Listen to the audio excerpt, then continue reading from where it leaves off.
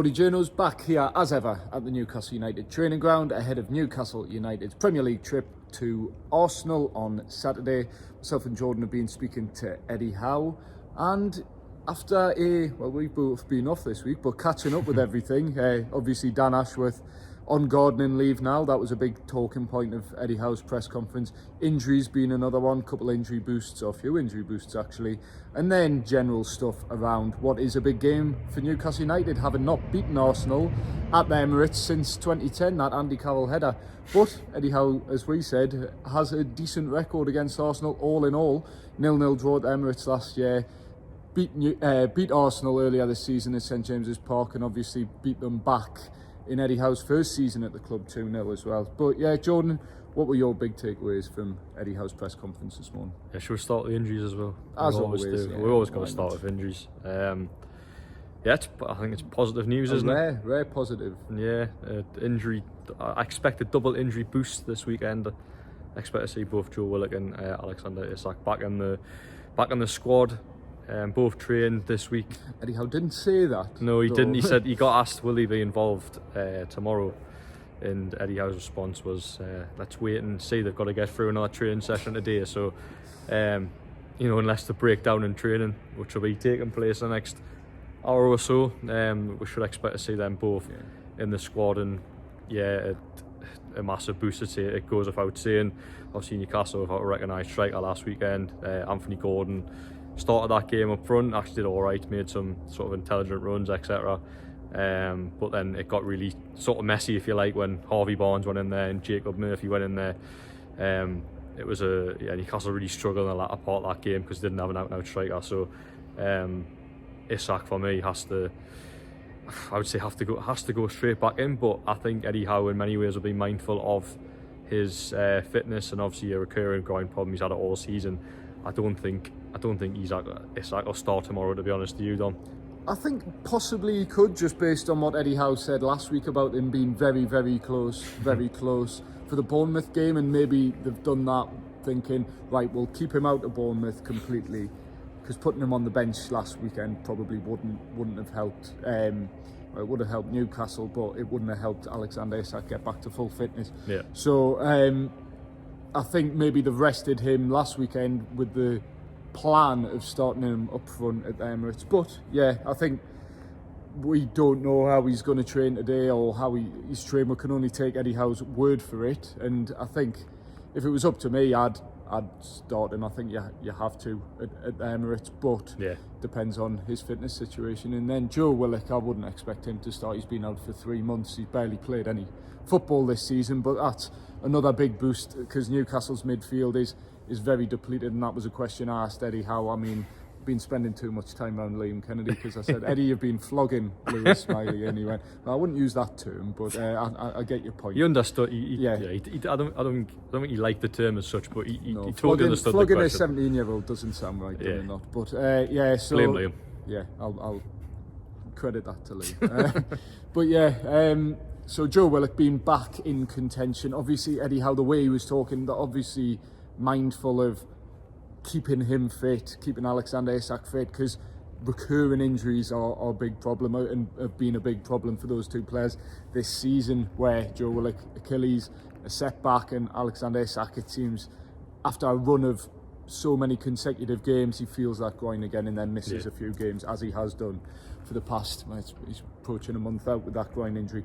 Another boost as well was Fabian Schar, who Eddie Howe said was fine and has trained as usual this week. Obviously a bit of concern when he went off in a very similar way to Callum Wilson. Makeshift sling, wasn't it? Yeah, with his shirt in his arm, obviously twisted wrist, I think Eddie Howe described it as afterwards, which minor issue. It wasn't like Callum Wilson with his pectoral muscle, where it just sounded like a bizarre injury, required surgery. But yeah, Fabian Schar, fortunately, all fine. It's because Fabian Schar in games usually goes down in the sort of the third or fourth minute, holding his head or whatever, and you think, oh God, Fabian Schar injury scare. I don't think he had an injury scare last week, so he must just fancy give them all a sort of a 1.5. Loves an injury scare. Yeah, he does. Matt Targett as well. Elliot Anderson getting closer. Busy watching the darts. They were. which Eddie Howe didn't know about. He didn't know about that. He wanted a list of names. Yeah, at least they had water on the table, I suppose. Unless they had vodka in it or hidden pints on the table, I guess we'll be starting training soon. He'll come out swinging. He went, I want the 6 of yous. Well, talking about swinging, actually, I found the question quite funny. Just going over the place here before we crack on, but Martin Hardy's question about saying that Eddie Howe squared up the Mikel Arteta last season. Honestly, I proper had me at the end there.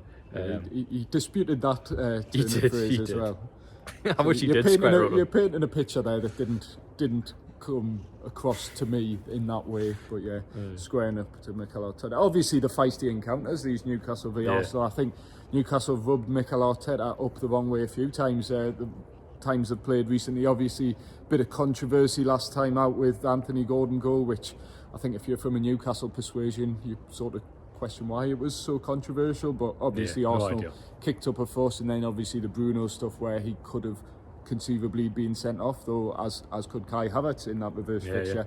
And then at the Emirates last season, Arsenal denied what Mikel Arteta said is 2 penalty shouts, I think. Scandalous. Yes, including one in the 96th minute of the game for handball against Jacob Murphy, but nothing given, 0-0 draw.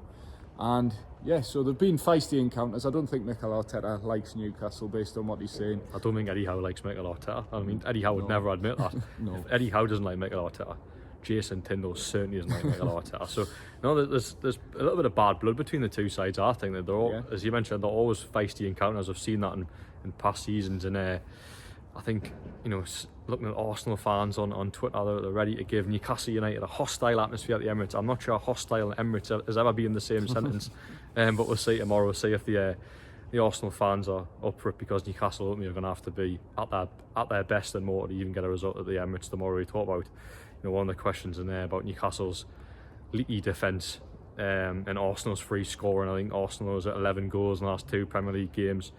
Newcastle conceded 4, 3, 2. I think Newcastle in many ways cannot go to the Emirates and play the way they have in recent weeks, because you've gifted chances to the likes of Luton and Nottingham Forest, and no disrespect to those teams, but they're fighting relegation. You give Arsenal a team top class opposition fighting for the Premier League title. You give them the space and the chances on the break that the previous teams have had, to say the likes of Luton and Nottingham Forest. It could get really messy, but I'm sure Eddie Howe is mindful of that. Yeah. It would be naive to set up in the same way. It would be it would be borderline ridiculous. But Eddie Howe said the team have benefited from more time on the training ground, and I'm sure they've tried different things. But I mean, what does Tino Lio have to do to start, Jordan? Has to keep training well. Has to impress when he comes on, which, let's be honest, he has done. I'm not sure if he's trained well. I'm not privy to that. That's what Eddie Howe will say. But the games, you think about Newcastle's dip in form, it's actually coincided with Tino Lio coming out of the team.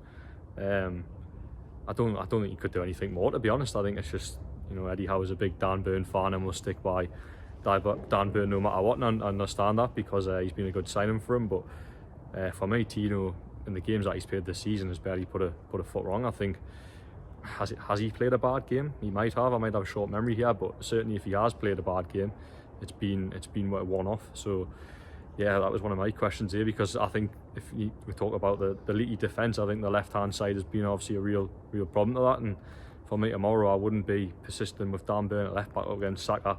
If I am to keep Dan Burn that team, try to tell Eddie what to do here, but I would probably go with 5 at the back as well, and play Tino Lio as a wing back, and tuck Dan Burn at the 3 with alongside Sven Botman and Fabian Schar, and have Kieran Trippier on the right hand side as well. So if you're watching Eddie, maybe give that I'm sure he doesn't watch this. I can't imagine he does. He wouldn't like us if he did. No, he wouldn't like Liam anyway. No, definitely not. No. I think the left back situation could be key tomorrow. Will Eddie Howe keep it the same? Part of his things, yes, but then you mentioned there, if he picks the exact same team as what he did, what he has in the last few weeks, I do think it is naive. So I think he's got to make changes, whether that be system or personnel. But I'm just not sure he'll do that, because I think it was touched upon last week by us. No manager wants to be told what to do, and a lot of fans are saying, recall Tino Lio, change the system. Eddie Howe hasn't done it, and I think he has to do it, but will he do it this weekend? I'm not sure. Yeah, it's tough. I think I go back to something we laughed about we shouldn't laugh really, but on Twitter before the Bournemouth game, where it was, Semenyo gets round the back of Dan Burn and and gives Bournemouth the lead. That was tweeted something like 3 hours before kick-off last Saturday. So if fans are joking about it and those jokes are becoming reality on a football pitch, then Eddie Howe surely recognises that. And could it be a Dan Burn redemption story this weekend? I don't think Dan Burn needs to do any redeeming as such. I mean, obviously to a degree, would have to keep a very potent Arsenal attack quiet, but I think it would be a Eddie Howe redemption story more than anything if he did persist with Dan Burn and set Newcastle up. Because personnel is one thing, it's the way you set your team up, and if he sets Newcastle up in a way that brings the best out of Dan Burn and nullifies Arsenal threat, then he'll deserve all the credit for that. But I think the most pragmatic way for Newcastle to set up, to a admittedly untrained eye in terms of myself and Jordan and a lot of Newcastle fans, would probably be to go 5 at the back, bring Tino Lio in, just give Newcastle that defensive solidarity and manage that left-hand side area better, because we've said not only Dan Burn, his lack of pace or on the turn and things like that, but Sven Botman as well. If you have those two players at centre-back and then have Tino Lio, who is a far quicker player than both those, then Newcastle should benefit from that. But we're sat here and Eddie Howe's the manager of Newcastle United, so who are we to say? We can only offer our untrained opinions. Jordan, your level 1 coaching by opinion. I think I got that about 12 years ago now, so that's probably expired. And me shouting at you on a Thursday night is close to managing as I get. So moving on. I think we should quickly stick on the topic of left backs, because Lewis Hall was one that came out today. Do you want to talk through that one, Dom? Yeah, it's a big one. I mean, it first got raised like back end of 2023, where it was Lewis Hall in the midst of an injury crisis where Newcastle were dead on their feet in a lot of ways in terms of personnel.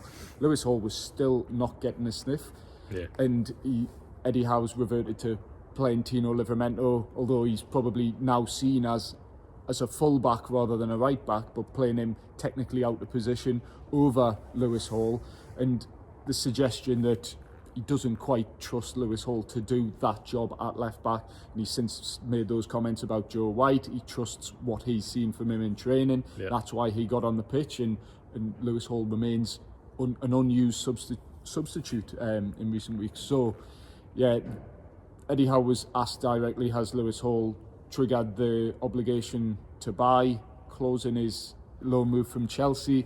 Eddie Howe said he's getting closer, but I mean, our understanding is the clause or the triggering of the clause is nothing really to do with Lewis Hall. It's performance-related criteria based on where Newcastle finish this season. And without giving too much away or without saying too much, it sounds like Newcastle will achieve the performance-related criteria. It's very straightforward to me. It's not about finishing at the top end of the table. It's far more achievable than that. So basically, Newcastle will almost definitely trigger that obligation to buy for 28 million. But then an interesting point raised by, I think Simon Bird raised it. Yes. Where it was because of his age, he'll only be 19 when he signs for Newcastle permanently. Can you class that as a academy signing, which then doesn't factor into FFP or PSR rules? And Eddie Howe said he didn't know, and I don't know either. I'd imagine not, because I don't think so. Would be a professional contract and he's a first team signing. But it is an interesting way to look at it. If Newcastle were to register him as an academy player, and maybe due to his lack of minutes, they'd have a case for that. But he hasn't played any minutes for the under 21. So interesting one about Lewis Hall. Have you got any 2 cents to add on that, Jordan? Yeah, I think Simon also asked about committing. He used the term £30 million to signing a player that has been sort of nowhere near the first team this season. Eddie Howe sort of responded saying, well, he has been near the first team this season, but we've just had a full conversation on left backs there, Dom. A player that's signed in the summer, a left back in Lewis Hall, doesn't even come into the conversation. And for me, that is so telling. And you mentioned there about the sort of the trust he spoke about with Joe White last week, and how he's impressed him in training, said he's like a new signing. I think if you read in between the lines of those comments, it just shows that Lewis Hall mustn't be doing that behind the scenes. And I know he's only a young lad, but if you had asked me when they signed him in the summer, 6 months down the line, would Lewis Hall be not even in contention? And I would have thought he'd actually be one of Newcastle's starting left backs by this point, because I thought that's why they signed him, to come into the team and have that sort of a immediate impact after he's had his bedding in period. But unless something drastic changed, Lewis Hall, what was it, his last Premier League start was November away at Bournemouth. I'd be surprised if Lewis Hall starts another Premier League game between now and the end of the season. So it's quite, again, we've touched upon it in videos, you know, we talk about Newcastle summer hopefully being a transformative one. They're going to lose £28 million, £30 million of that budget straight away by committing to sign Lewis Hall, which, if you look back on it, Lewis Hall could be a great signing for this club in the future, but in terms of the immediate future, was it a mistake? I don't think anyone at Newcastle would admit that. But if you look from short term to long term, great. But Newcastle, again, when a team needs immediately strengthening, they've committed £30 million to a player that they ultimately are not playing. Yeah, not unsure about. I mean, long term is a roll of the dice either way when you sign a 18-year-old, 19 now, but it's like I think we've said before, his most realistic chance of first team football next season will be to go out on loan by the looks of it. So that's where Newcastle are at, and I don't think Newcastle were in a position in the summer to spend or commit to spending £28 million with the pull of Champions League football on relatively unproven 18-year-olds who ultimately can't get a sniff even when Newcastle are ridiculously depleted and are playing players out of position at left back. Because let's not forget, Dan Burns more centre back really than a left back. Tino Lio is more right back. So and Lewis Hall would probably say himself he's more of a midfielder maybe as well. So Newcastle have all these left back options despite not having a natural left back, because Matt Targett's been out injured since November. But yeah, he's close. We'll see him back in training hopefully sooner rather than later. And yeah, I think moving on from there, it's elephant in the room as such, Dan Ashworth. His departure this week, well, not departure, gardening leave, which people like to joke about. But yeah, Newcastle searching now for a new sporting director, obviously trying to agree a compensation fee with Manchester United.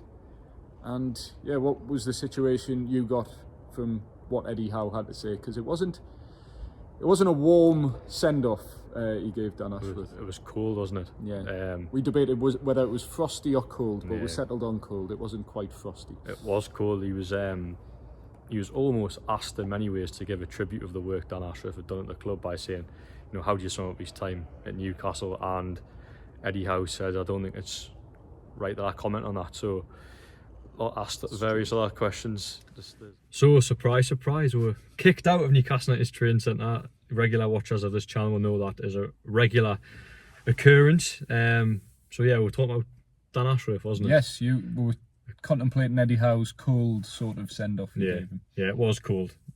Asked to sum up his time at Newcastle and said, I don't think I should comment on that. So asked various other questions as well, quite short responses in terms of Dan Ashworth leaving, but in terms of looking at the future, he was asked about, you know, having a say in the sporting director, who is the next sporting director at Newcastle, and Don, that was sort of one of your questions. Yeah, he said he doesn't think it's necessarily important that he has a key role in that appointment. He said that's down to the club, but obviously the club will come to him for his opinion, his suggestions. He'll have opinions and suggestions. Obviously, Eddie Howe likes working with, not to give any names away, but Eddie Howe likes to work with people he's worked with previously. If you look at Newcastle's coaching staff, there's a lot of ex-Bournemouth in there, like ex-Burnley, things like that. So will Eddie Howe have his opinions in that regard? He said he'll have them, but it's bottom line is it's down to the club. But then he also suggested that it's not, he didn't 100% say that the club should appoint another sporting director as well, which was interesting. Yeah, I thought that was interesting. It was a question from Sky Sports, Keith Downey. He said, you know, you've worked in sporting directors in the past. Do you want to do that again? And you almost just put the onus on the football club. He said, it's about the football club making the right decision. So I found that quite interesting, to be honest. I think Newcastle's structure is that they will go and appoint a sporting director. I just wonder who it will be. Will Eddie Howe have the big say. You know, you asked him about that, but there's a certain technical director at Bournemouth that Eddie Howe worked with, and it was, you know, Richard Hughes. So I'm not sitting here and saying that Richard Hughes will be the next sporting director. I was reluctant to name him, but yeah. I'm good. Well, I mean, you just have to look at the CV and you know, Dan Ashworth came in. I think supporters will be pretty clued up now, the fact that Dan Ashworth didn't have as much a say over transfers as what we all initially thought he would. Eddie Howe has the final say over transfers, so in Eddie Howe's best interest, you mentioned there, he's worked with pretty much his coaching staff at Newcastle as former Bournemouth. Yes, there's a lot of F's there that I couldn't get out. Every appointment made, I think, probably with the exception of Adam Bartlett, yeah, goalkeeping coach. But even then, he brought in Shwan Jalal, who he worked with at Bournemouth. So, yeah, there's ex-Bournemouth in almost all areas of the football club, I think. Yeah, so we're pretty much saying here that Richard Hughes is going to be the next sporting director. We're not, but we're just, in terms of the sporting director situation, Eddie Howe, previous to Dan Ashworth, had only worked with one sporting director, and it was Richard Hughes. And I think when Eddie Howe first joined the club, he had the say over transfers in that January transfer window when the same likes of Dan Burn, Bruno, etc. Dan Ashworth came in, was the following summer. We all thought Dan Ashworth would have the final say over transfers, or would be the talent spotter, if you like. But Eddie Howe, I admitted that last week, he said the only thing he praised Dan Ashworth for over the last 2 weeks is the fact that he changed nothing, which I think is quite telling.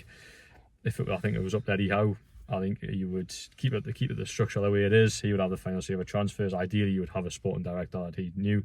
But as Eddie Howe said himself, I think it is up to the club, and that search is underway. Darren Neal said that last week. So I'm sure Newcastle won't be short of offers in terms of the technical sporting director position. So yeah, we'll just have to wait and see, I suppose. I thought there was maybe a couple of parting shots from Eddie Howe, which he hinted at last week, where he was like, sporting director, it's a long-term role. Yeah. It's if you come in charge of an academy, you want to see the fruits of your labour, you want to see players develop. It's not something you come in for 18 months, 2 years. It's something that is seasons upon seasons of work and developing a football club. So I think Eddie Howe is probably a bit aggrieved that this project that seemed to be set up so nicely and finally poised and everything like that, as Dan Ashworth had basically the first approach from any other club, is when, okay, it is Manchester United, it's much more pulling power than Newcastle, as much as we'd like to admit Newcastle have pulling power, but it is Manchester United. Dan Ashworth first approach is sort of went, no, I'm going on gardening leave, and now it's up to the clubs to agree a compensation fee, which I think Newcastle, we've said before, should try and get as ridiculous a sum of money as possible out of Manchester United. Manchester United have played hardball in the past when the ball's very much been in their court, and Newcastle were fighting relegation regarding Jesse Lingard. We've touched on it before on this channel. Ridiculous demands for loan fees, things like that.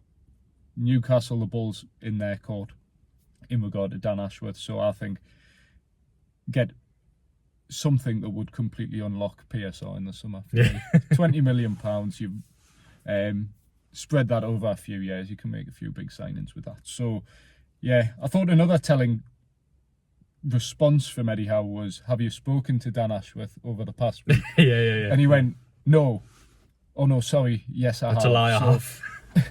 Memorable conversation. Must have been a very memorable final conversation between Eddie Howe and Dan Ashworth. So yeah, it's one of them. Eddie Howe hasn't obviously said a lot wrong, but it's our job in some way to try and interpret what we've heard and read between the lines and add what we also have heard and things like that. And it just doesn't seem like, while Eddie Howe said it's been a amicable departure for Dan Ashworth, and he leaves on good terms, will leave on good terms once a fee gets agreed. I think Eddie Howe probably has his own opinions on the situation, and it's sort of, without saying it in any overly explicit way, has got those opinions across quite well, in my opinion. Yeah, 100%. Yeah.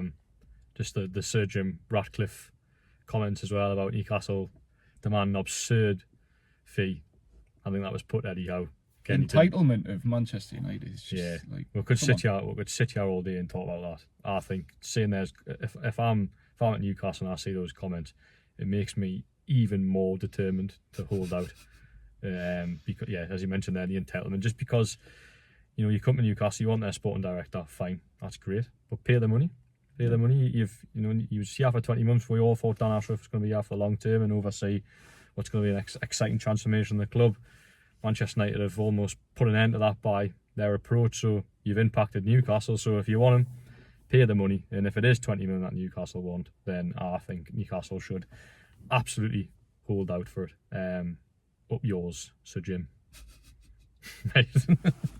That's my parting shot. No, that's fair, and I think the just general entitlement to think Manchester United can go to a club like Newcastle. Okay, there's probably differences in size there, but ultimately direct rival in the Premier League in this day and age. I mean, Newcastle and Manchester United have been separated by, over the past 2 seasons, not a lot of points, and obviously have the Carabao Cup final anniversary coming up, and lest we forget that.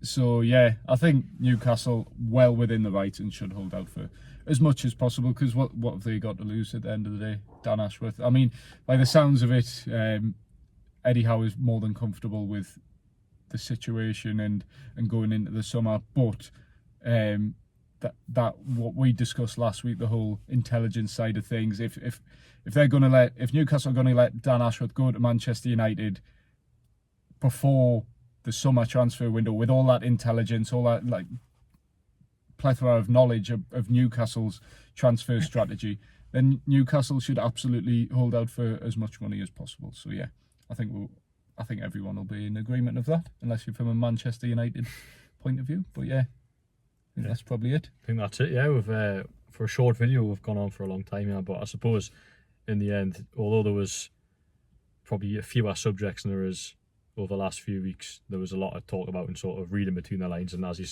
touched upon earlier, offer our sort of knowledge on, our views on what Eddie Howe has said. So yeah, next time you'll see us, we'll be at the Emirates tomorrow. Not a happy hunting ground for Newcastle. You touched on at the start, Dom.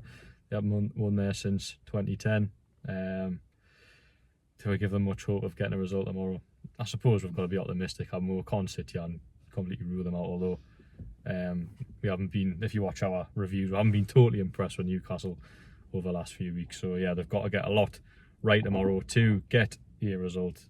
Fingers crossed they can do it, but the odds are certainly stacked against them. So anything to add, Doug? No, just let us know your score predictions in the comments below, and yeah, do you want to take it away?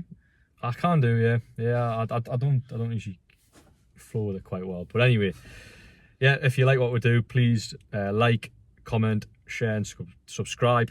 Ring the bell for all your latest Jolly Journos content, and yeah, we'll see you at the Emirates Stadium tomorrow.